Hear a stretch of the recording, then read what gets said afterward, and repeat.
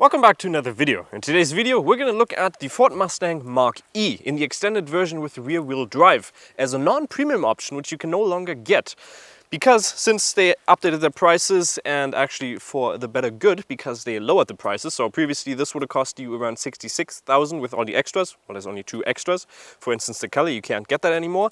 The iced blue silver color, and now it's only going to set you back 60,000, and you also get the premium version of the Ford Mustang Mach-E. In this video, we're going to look at, does it really deserve the Mach-E, or not the Mach-E, the Mustang logo on it, and in general, is it a good car or not? So let's get right into the video. Let's first of all take a look at the design in the front, where we can see the one option that we don't have on here is, well, first of all, we do have our LED lights, but they're non-adaptive lights. You would get that nowadays with the premium version, so for the 60,000, which would be coming standard with a premium car. We also down here get some active aero, which open to cool the battery and, yeah, basically cool that, which is very nice. So that opens up in the front. There's a little clip in here that you can see. We also have the Mustang logo on here. Doesn't really deserve that. We'll take a look at that once we're driving. But in general, the front is an interesting design. I like the upper part, but the lower part just doesn't really fit, and I don't know about this design up here, it just looks a little bit weird. I don't have the key, so I can't open the frunk, so please give me the freaking key. Yeah. Because you actually do have a fairly big frunk in here. You can open by pressing on here twice, and I gotta open the car first, and then you can press it twice. There you go. And it is a pretty interesting way it opens. It does that sound 3 times, and then you can flip it up. And in here, it basically is like a Boxster, because you have a fairly big frunk in here with 80 liters, which you don't see on many cars. For instance, the Kia EV6, if I remember correctly, had 15 liters. But in general, you can fit a lot of stuff in here. You can even put a small grocery shop in there, but the space in the back is also fairly big. Closing this also is fairly aggressive, because you have to flip the bonnet down. That was for second try, that was pretty good. But then it's nice and sealed once again with a little overlap on here.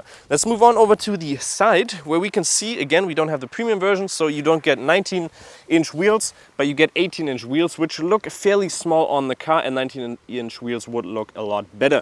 We also have fairly big brake discs in there, which are just normal brake discs.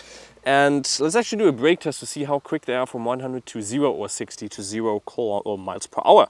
So the claimed distance is around 36 meters or 36.6 meters for the stoppage from 100 to 0. Let's actually check it out how fast we can go. That was a battery. 2.73 seconds. We got faster than that. 2.58 was the fastest we've been able to get, and we got 35 meters, which is still a good value. So the best we've been able to get was 33 meters, and the brakes on these are actually fairly decent. You do also have normal brakes on the back, you have disc brakes on the back, which is nice because some electric cars are not going to have that. Usually they have drum brakes on the back. But these brakes are fairly decent, so the best we've been able to get was 33, which is actually lower than the RS5 that we tested out. Only got, I think 34 was the lowest we got on there, with 2.58 seconds from 100 to 0. We did switch sides just so we can show you one thing on how to open this car, because you can see we don't really have normal door handles, but apart from that, you have this weird kind of lip, but you can press this button and then it's going to flop out a little bit, and then you can use it to pull it towards you and you can easily step in. The other way that you can obviously open it as well, not obviously, but you can see there are a couple of keypads on here. So you have 10 different combinations or 10 different numbers that you can choose from and make your own password, so you can theoretically do that as well. And on the back, it also is a little bit gimmicky, because some people might not even see, okay, where do I put my hand? But then you press on it and it folds out a little bit as well, and then you can easily open it. It's gonna take a little bit for you to get used to. I don't know if that's the correct design. Maybe you just put something in the door, like a Tesla, for instance, where you just press on it and it flips out and you can pull on it.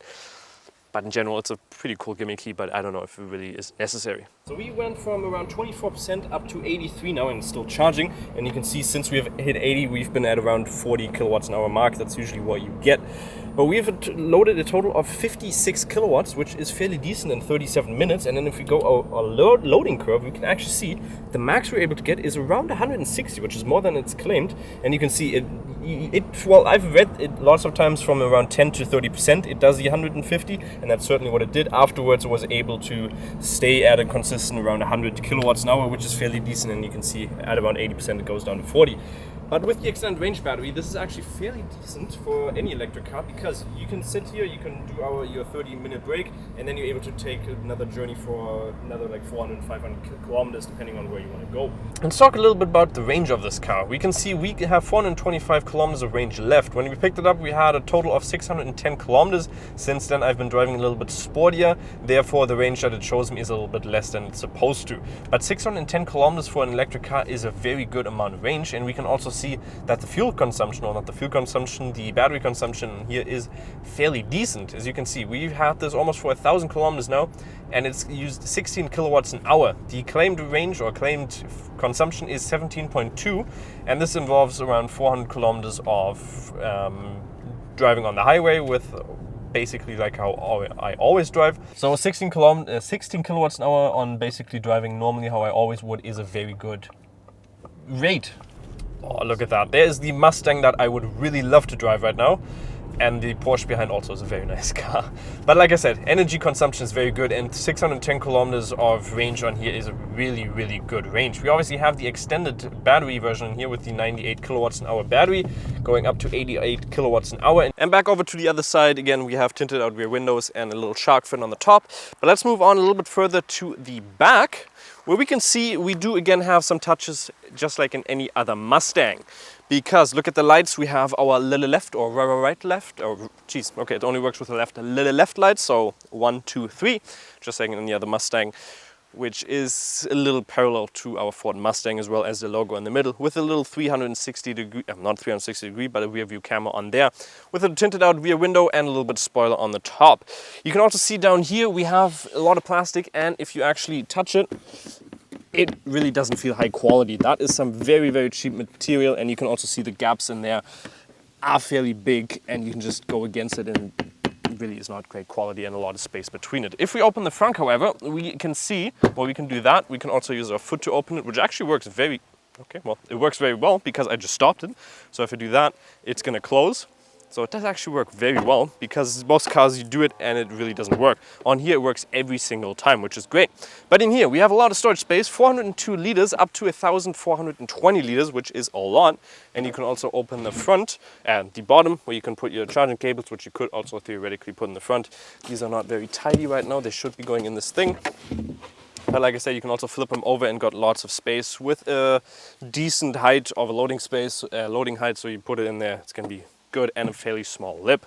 And if you also flip over the back seats, you don't have a lip in there, which is very nice. But one thing that's not so nice, you only have a towing capacity of 750 kilograms, and you also don't have a roofing capacity. So, well, it's not, Ford didn't claim any, so I don't know how much you can actually put on there. For instance, a Kia EV6 with the same, almost the same motor gets 1,600 kilograms, which is quite a lot, but this one doesn't have any. Well, 750 is not any, but it isn't really much.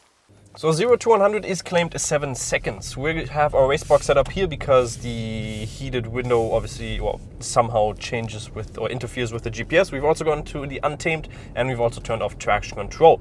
Let's see if we can go lower than that 7 seconds. In my opinion, the kickoff really for an electric car doesn't feel that instant. But we did get 6.93, so below that 7 seconds, which is nice. And we're going to do it one more time just so we can see what our time is also when we go up the slope of 0.3%, so we can get an average between those two. But 6.93, the fastest we've so far been able to get was 6.86. So let's do one more time with also the sound generator on now.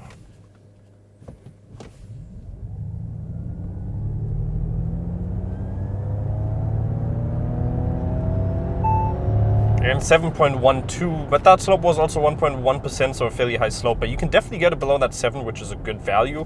It really doesn't feel that insane when you kick it off straight away, what you might expect from an electric car, which is a little bit unfortunate. So that 0 to 50 really takes a long time, in my opinion. But you do have 294 horsepower below this hood, but it just doesn't seem like that straight away.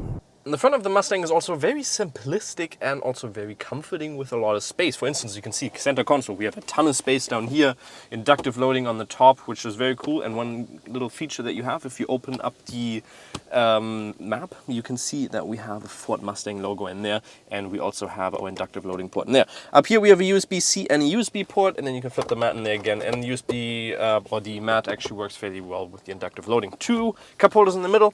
We have our parking mode in here, so it goes into the parking, and also our camera setting that we can use, which for some reason hasn't been working recently. If I turn on the car, maybe. Let's actually quickly check it out. There you go. You can see we have a camera. We'll go a little bit more into detail once we're driving with that 360-degree camera, which is fairly nice. We do also have a lot of beeping in the car, which is also not the nicest thing. Good center console with a good amount of space, and we don't actually have much space in here on the top, but down here we have a ton of space with a 12-volt charger in there as well, which is nice. If we take a look at generally the layout, we have this big center display, which reminds me a little bit of a Tesla, but one thing I don't like about it is that basically it doesn't have any adjustability, so you can have it a little bit more towards your view, because when you look at it, it just feels a little bit out of place because it's just straight and not in your perfect vision. Oh jeez. We do also have this rotary dial on here for your volume knob, which is not bad. I like that. We also have a glove box, which is not the biggest size for the car actually, so you can just fit your stuff in there. The seats in here also not electric. If you do get the new premium version, those are going to be electric. However, this is not electric, but they are fairly comfortable. One thing we also have is our steering wheel, which any car has, but this one, it doesn't feel the highest quality on the buttons on here, which I like, that you actually have physical buttons, but they feel very cheap, but in general, not a bad design. And we also have a small display for all your driving stuff where you can't really change the views on here. Bang & Olufsen sound system, like I said, generally the quality here is also fairly nice, with only plastic very far down on the bottom, which is good. And that is basically just for the front. You could theoretically also get the panoramic window, but that is it. Let's also take a little bit of a closer look into the infotainment display. As you can see, we do have Apple CarPlay and Android Auto wirelessly. You can also press up here and then you can go Bluetooth, Apple CarPlay and Android Auto, which is the thing I use most. And there you have all your Google Maps and stuff like that, so you can just use that if you want to. There's the Google Maps, so that's usually what I use because it's just way simpler. But if we're talking about the maps, that was the wrong button, let's quickly go into the maps, because we can go into the navigation and we'll check that out. It is almost the same, well, it looks the same as the one that we had in Nissan Juke, but it's a little bit different and fairly decent. You can also see we do have the traffic assistance in here, so you can see we do have the traffic warning, stuff like that. It works okay. The speech control also works fairly decent. We also have some other features in here, for instance sketch, where you can go on there and you can actually use some sketching in there, so you can draw a penis. That's a very pointy penis. You can also press on the Ford up there, and then you can have all your different settings, where you can, for instance, open the trunk by just pressing on that, which is easy to use. So if you're in the car, you can just press on that and you can close it again. You can also do that for the front. So if I press on it again, it's going to close. And we can also have some other stuff. For instance, we have our driver assist, which you can look at. We're going to look at that once we're driving. Our camera, like I said. And in general, it's a fairly decent system. I really like it, and it's easy to use. And Apple CarPlay is just going to be the general gist of it. You can also obviously change the temperature in here, which also is fairly responsive. And I like the dial in here with the sound system not sounding that bad, actually. You can see in the back, we do actually have a very good amount of space in here. Our knee room is plenty of enough. And this is adjusted to my height, so 1.80 m in the front. In general, you have a lot of space. One thing that you might have a little bit of a problem with, because of electric cars and the battery sitting in the floor, you're not going to have the most comfortable inner thigh support, but that you can stretch them out so you get a decent amount of support. So plenty of space in the back as well. Headroom is fairly decent. Above 1.9 m, you might get a little bit of uncomforting in here, but if you also have the panoramic window in here, you're going to be able to get a little bit more head space in there. You can also see we don't have a climate, well, we do have a climate control, but we don't have separate temperatures for the back and the front, but we do have 2 fans in here and a USB-C and a USB port in there. We also have a little bit of storage space in the front pockets, but not too much. And the seats in here are also very comfortable. You got these leather seats. I would personally not recommend leather seats because of the summer and sweating capabilities in there. But in general, they're very comfortable. With ISOFIX points in here, which are also fairly easy to reach and are hidden. Not as easy as some other ones with the flaps. And the center seat is also fairly comfortable because you don't have a center gap, obviously due to the fact that it is an electric car. But in general, I really like the back. We also have our side, which is fairly good quality, apart from at the very bottom, but that is it. We also have the B&O sound system, or the Bang & Olufsen sound system, but the only thing that is a little bit weird is your lever for your door opener. You have it in here, and you sometimes might mistake it for your window, so you might randomly open the door without you actually wanting to. One thing that we also have is a center console with 2 cup holders, but you can't actually flip over the center seat because we have a 2-in-1 configuration. So let's start off the normal drive with the 360-degree camera. If you go into the reverse mode, you can see we do have a fairly high quality reversing camera and a 360-degree cameras, which you can't really, well, you can't move around like in some other cars that have a 360-degree camera, but you can, for instance, also go in there. So you have your sensors, which are also like this nice wave things instead of just dots. And then you also have your super view, which is very nice, for instance, for me right now, so I can back out of here. And I can see in the camera nobody's coming, but let's always double check it, and nobody is coming.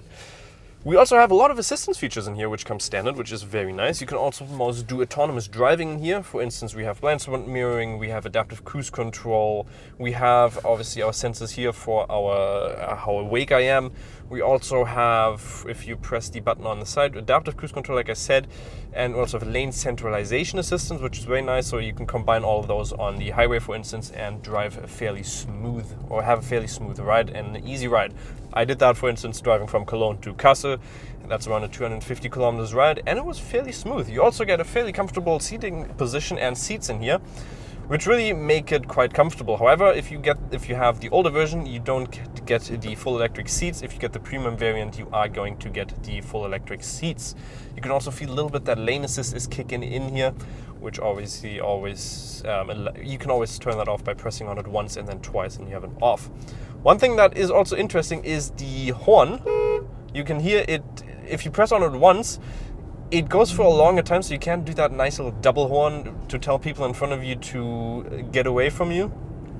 Let me just double check it. Look, you can't do that. Okay, sometimes it works, but sometimes, or most of the times, it just has a long horn, which is a little bit interesting. You also have a fairly small digital cockpit in the front, which you can't really change the view of. So you always have this in here, which gives you all of the layouts, or gives you all the relative information that you need. You can also not get a heads-up display. That's a non-option in any Ford Mustang Mach-E, which is a little bit unfortunate, but you get this big center console in here, where you can maybe see now that the angle that it is pointed at is a little bit weird, just like I said, because it's just flat and it's not pointed towards you. The surrounding view of the car is also not the greatest, but it's also not bad. Because you do have that 360-degree cameras, it's going to be fairly easy to use in the city. However, the car is fairly long with 4 meters and 21 centimeters. It's not going to be the most comfortable driving it in the city. However, you also have a fairly decent surrounding view. With front, you have a big window. Side is also fairly nice. You have fairly small side mirrors, and you also have a very limited range coming to looking out the rear sides, because that C and D pillar is fairly big. However, you do have a fairly big rear window, which allows you to see everything behind you. And one thing I did forget to mention is that the turning radius of the car is also not the greatest. You're looking at around 11.6 meters, which is fairly big, but for instance the Kia EV6 had the same radius, so it's okay for the size of the car. When we're driving the car, you can definitely feel the suspension is, well, it's supposed to be a Mustang, so it's supposed to be a little bit more sporty, but the car is really a perfect family car. That's what I think the car is meant for. When you're driving a longer distance, the suspension is fine. If you're driving over good roads here like this, it really is pretty comfortable. But when you're driving in the city with a lot of, well, speed bumps, or in general just uneven roads, the suspension is not the smoothest, and you can definitely feel that it's supposed to be a little bit more sporty. We do also have a coilover suspension in here, so that is usually meant for a little bit more sportiness, and if you want to lower your car. But in here, it just, if they would have used a different suspension, it would have been a perfect family SUV car, because you have a lot of room in this car as well. So it's a perfect family car. When we're talking about comfort, you also want to talk about the interior sound. The interior sound in here is actually fairly decent. You don't have much wind noise when going a little bit faster. Tire noise is also not that bad. So the isolation is fairly decent.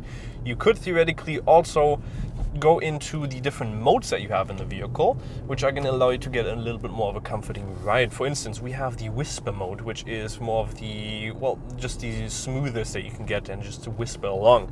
You can also go into the active mode, which is just the one that you use for everyday driving, so just so you have a fairly decent power response and also a fairly smooth ride. You can also go into the L mode, which we have right down here, which is basically the low mode, which stands for just to have a little bit more of a comforting ride and just use a little bit less power. So you can definitely feel you have a lot less power for your for driving. It's also good if you're trying to tow something, even though you only have a 750 kilogram towing capacity on the back.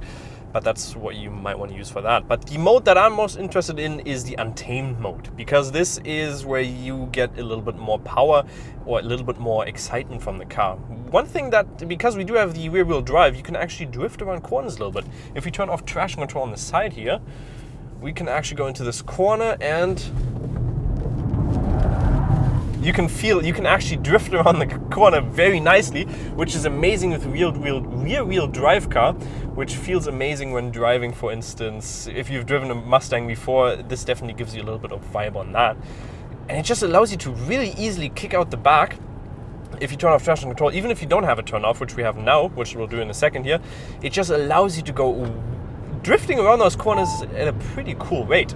But in general, the turning radius of this car, well, not the turning radius, but the steering in here feels fairly direct, and the cornering capabilities also is fairly decent, which is a fairly good experience when driving on these corners. Let's go around here. I know the car is coming,